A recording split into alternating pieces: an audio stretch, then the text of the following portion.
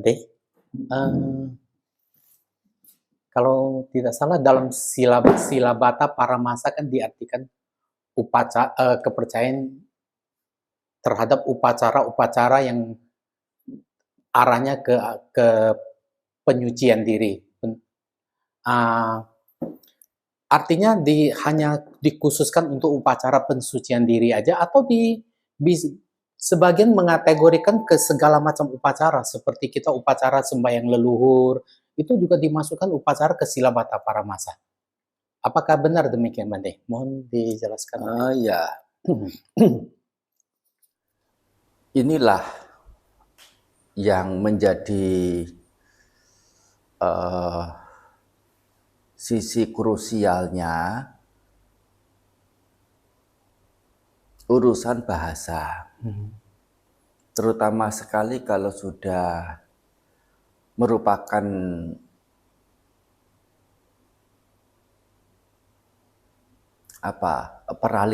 peralihan dari satu bahasa ke bahasa yang lain.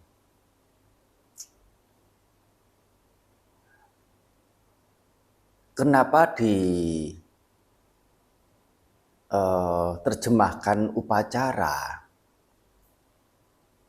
Karena bahasa Inggrisnya adalah rite, R-I-T-E, rite. Seperti kalau dalam itu kata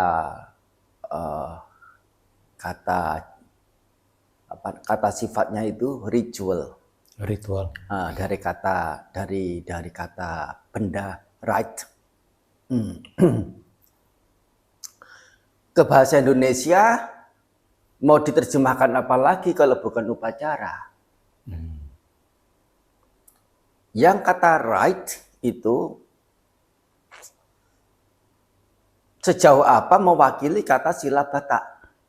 Sila itu tata kebiasaan, brata itu praktek-praktek istimewa, praktek khusus. Dan masih ada kata paramasa. Paramasa itu artinya itu meraba, artinya menjamah. Nah, arti meraba, arti menjamah ini adalah memegang secara berlebihan atau memegang secara keliru. Dan yang dititik belatkan itu adalah paramasanya ini. Sedangkan sila dan brata tetap merupakan sesuatu yang baik dan dalam agama Buddha di dalamnya sana sangat syarat dengan sila dan brata. Termasuk upacara-upacara di dalamnya. Pelaksanaan sila tidak makan sore tidak makan setelah lewat tengah hari itu juga brata. Itu juga sila. Itu juga bagian dari upacara. Atau ya berbagai macam hal lain seperti misalnya biku menjalankan satu praktik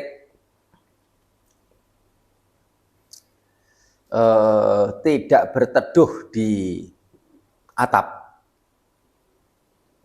Nah, jadi tinggalnya di mana? Tinggalnya mungkin ya di tempat-tempat yang terbuka. Selama sekian waktu, selama mau sejauh tekadnya 1 minggu, 1 bulan atau berapa. Itu namanya brata. Misalnya biku hanya terima makanan pindapata, tidak menerima makanan yang ya diberikan di wihara. Makan hanya sekali. Jadi masih ada banyak rincian sih di dalamnya sana. Beberapa biku itu meskipun sudah berpindah patah keluar, tapi masih ada umat yang datang, dana diterima. Nah, tapi ada juga biku yang bertekad untuk tidak mau terima dana makanan yang dia sudah sampai wihara.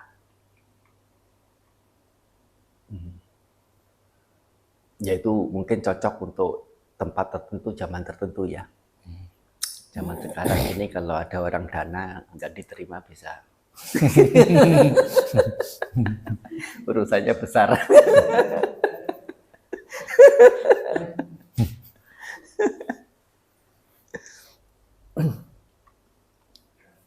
Itu bagian dari brata. Dan brata bukan hal yang jelek, sila bukan hal yang jelek. Menjadi jeleknya itu kalau menganggap pelaksanaan sila, pelaksanaan brata itu adalah satu cara penyucian diri sebagaimana yang dikatakan tadi. Dan terlebih itu beberapa sila itu tidak ada kaitannya dengan penutupan hal-hal buruk. Secara nyatanya seperti misalnya brata berupa bercara hidup layaknya lembu, bercara hidup layaknya anjing, bercara hidup layaknya tikus. Ya, masuk ke dalam gua buatan gitu. Nanti makan makanan apa? Makan makanan yang mentah, berupa padi, berupa apa begitu. Nah, dimakan, gabah dimakan. Nah, cara hidupnya ya itu begitu. Dengan satu pemahaman itu bisa secara mental ya ini dugaan saya. Secara mental itu supaya lepas dari ikatan-ikatan cara hidup sebagai manusia. Kalau merasa sebagai manusia, merasa hidup sebagai manusia, bebannya itu terlalu berat.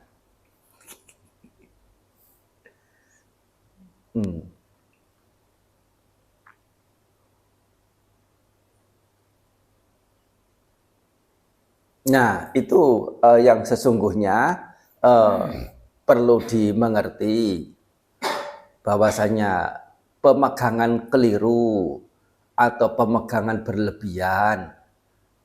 Pemegangan berlebihan bagaimana? 5 sila yang kita jalankan itu, atau bahkan beberapa orang 8 sila, setiap hari uposatha, setiap hari bahkan dengan harapan bisa suci mencapai nibbana, nonsense.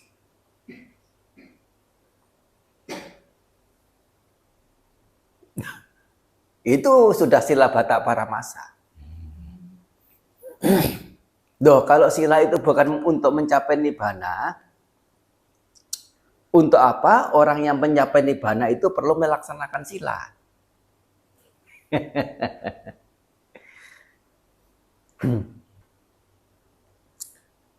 Dengan sebatas menjalankan sila, tidak bisa nibbana bisa dicapai. Tetapi tanpa pelaksanaan sila, nibbana juga tidak mungkin tercapai.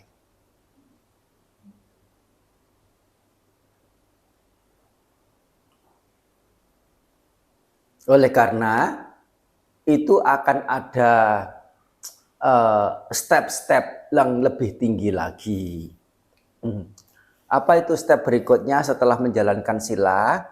Berpuas atas hal yang diri miliki. Kalau sebatas menjalankan sila, gejolak hati itu masih ada.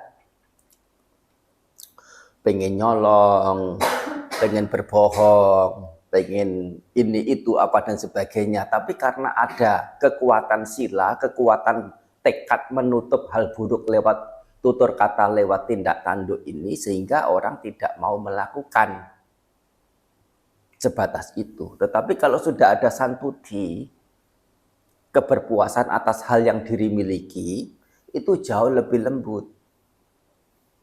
Artinya apa? Sudah tidak akan mungkin juga melanggar sila, tapi punya sesuatu yang lebih, yaitu berdiam dalam kebahagiaan, yaitu keberpuasan atas hal yang diri miliki itu. Nah, untuk selanjutnya masih ada banyak sila sangwara. Maksud saya indriya sangwara. Menutup hal-hal buruk yang masuk melalui 6 pintu indera. Nah, namanya indera sangwara. Yaitu dengan menyortir, menyaring apa yang masuk ke indera itu betul-betul sudah ada saringannya, yang masuk hanya yang baiknya. Tidak didasari oleh hal buruk yang menyelip ke dalam, entah itu nafsu ragawi, entah itu keserakahan, kebencian, kemarahan, kesesatan, atau hal-hal buruk yang lain ikut masuk. Namanya indriya sangwara.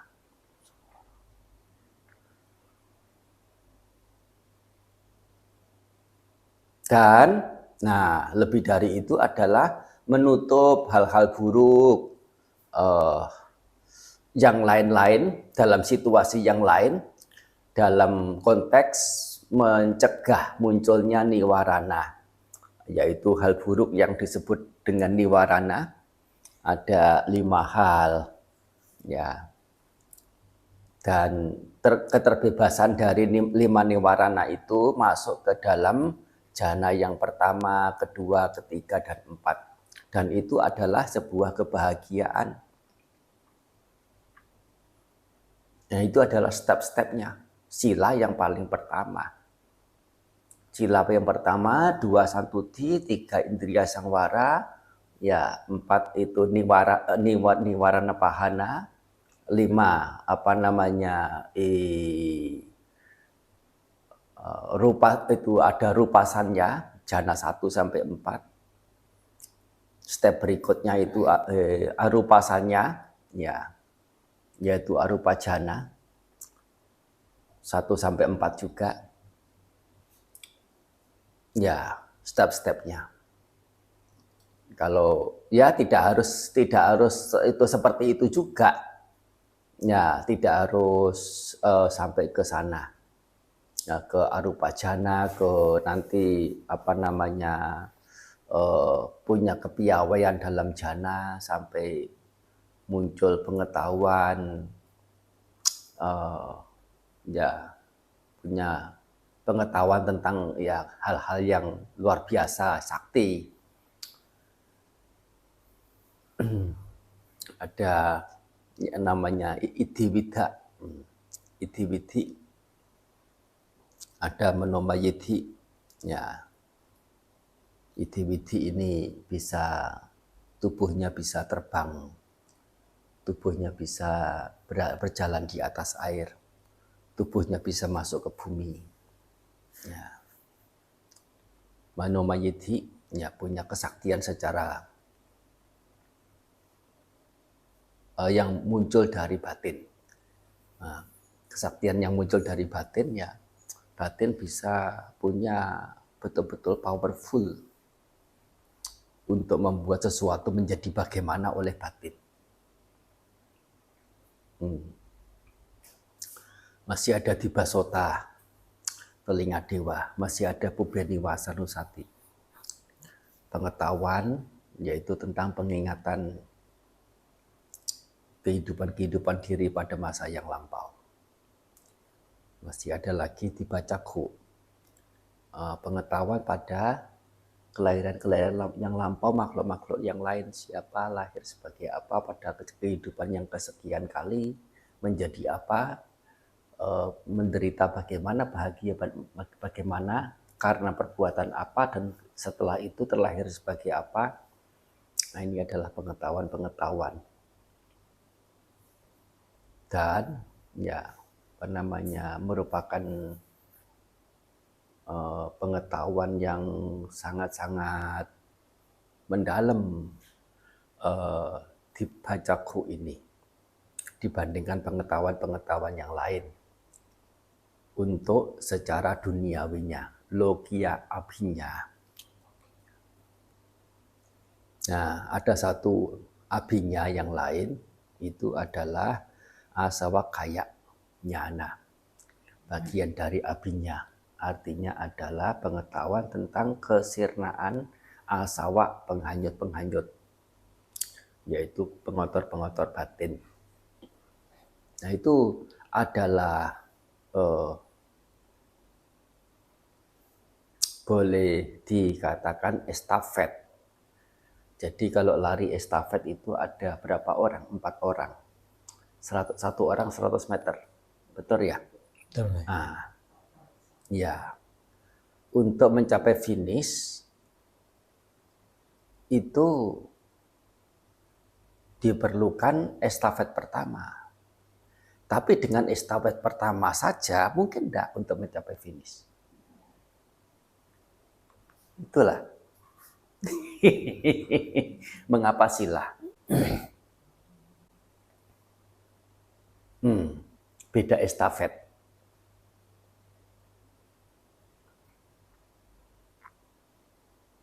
Understand?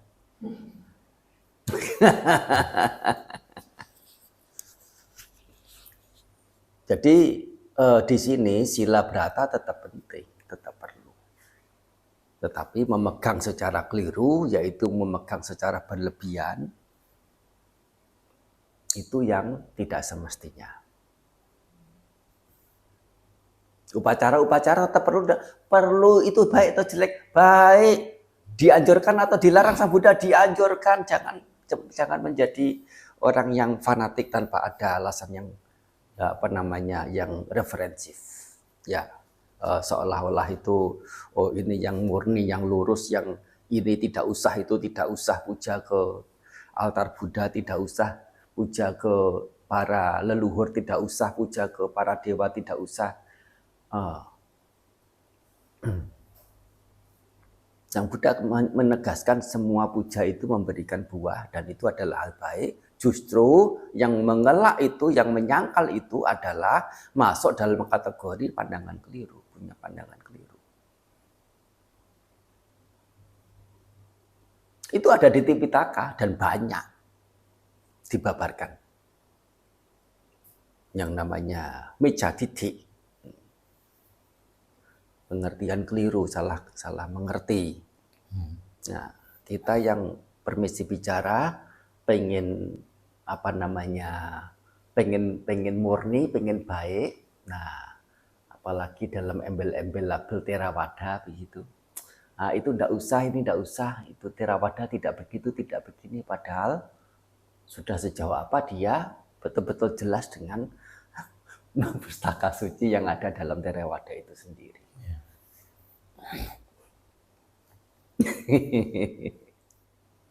Ya.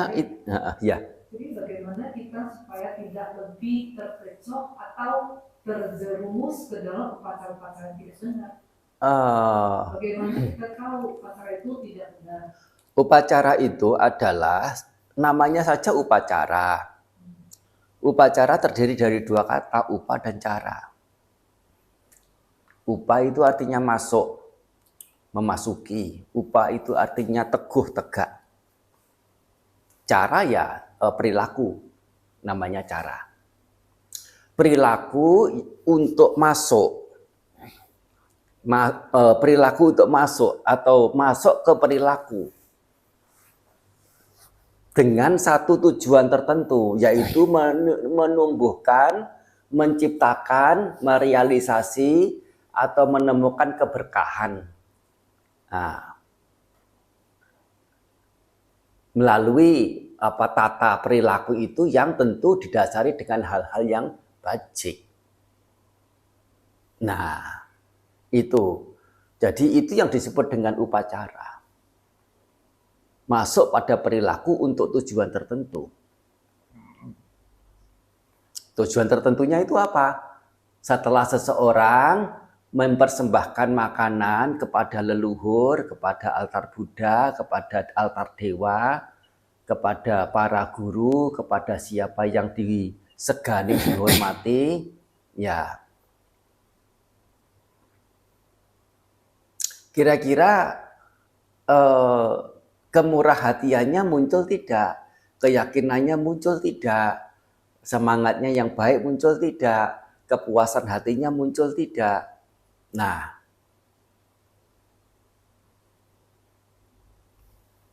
rasa tahu balas budinya, tahu budi jasa, rasa tahu budi jasanya itu ada tidak? Rasa bakti, rasa cinta pada yang patut menerima itu muncul tidak? Dan semuanya itu adalah cara untuk berbuat baik dan sebatas sebagai cara untuk berbuat baik, menjalankan upacara itu. Dan yang namanya kebaikan, melakukan ya silakan, belum bisa melakukan, jangan sampai kemudian diintimidasi oleh kepercayaan sepihak yang menjadi kemudian ketakutan kalau tidak melakukan. Nah itu. Jangan sampai seperti itu sudah takhayul itu. Sudah berlebihan. Itu loh yang dimaksudkan.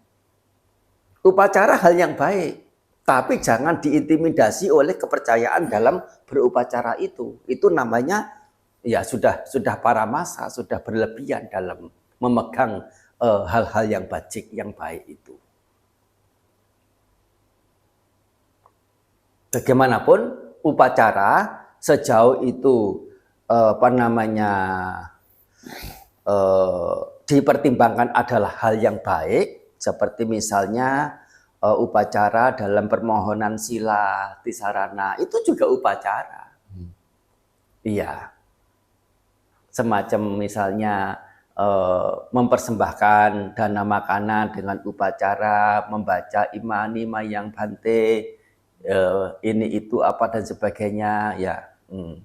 Bikunya beranumodana, sabitiyo wiwajantu, itu semua upacara. Nah, kalau semua upacara ditiadakan karena itu adalah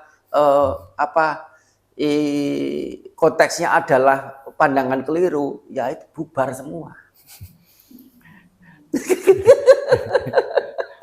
Bubar semua. Biku setiap hari uposatha berkumpul membaca ulang peraturan patimokkha, itu juga upacara. Nah, kalau semua itu dibubarkan karena itu adalah bagian dari sila bata paramasa, kitanya yang salah mengerti. Harus kita ubah. Bukan begitu.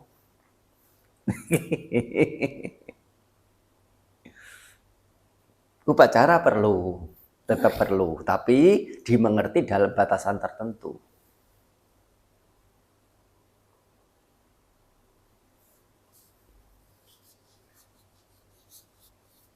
Dalam hal ini, sila perlu, praktek-praktek khusus tertentu perlu, tapi mesti dimengerti dalam batasan tertentu.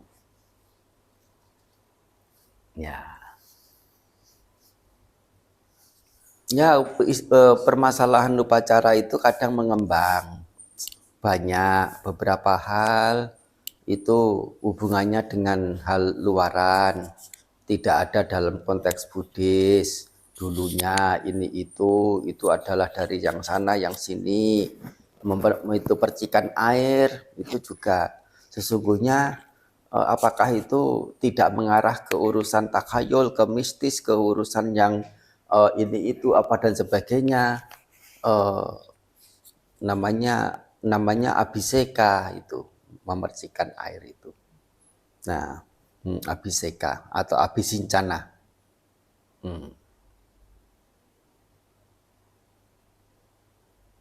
Ya memungkinkan karena memang masyarakat itu punya patokan pemikiran sudah demikian rupa dari awal, dari mayoritas yang memang demikian. Risiko memang. Tapi sisi yang lain apabila mau ditilik gitu ya, percikan air saat ketemu dengan biku, terlebih ada hal bajik yang telah dilakukan, entah itu berdana, entah itu mendengar dharma, entah itu bertanya jawab, diakhiri dengan percikan air.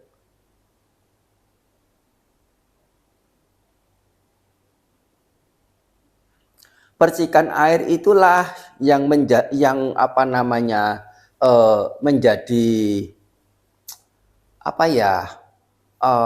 menjadi sesuatu yang sangat kuat kesannya untuk ke depan nanti.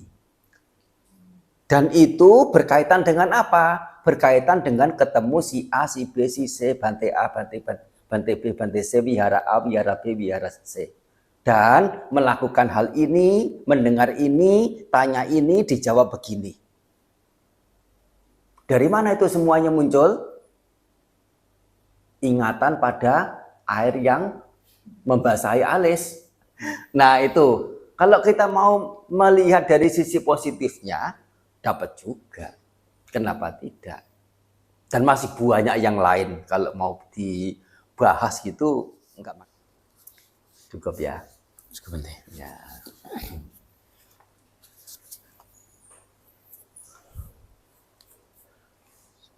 Sappitiyo viwajantu sabbarogo vinasatu mate bhavatwantarayo sukhiti gayuko bhava abhivadanasi lisanijang buddha pacayino cattaro dhamma waddhanti ayuwanno sukhang balang.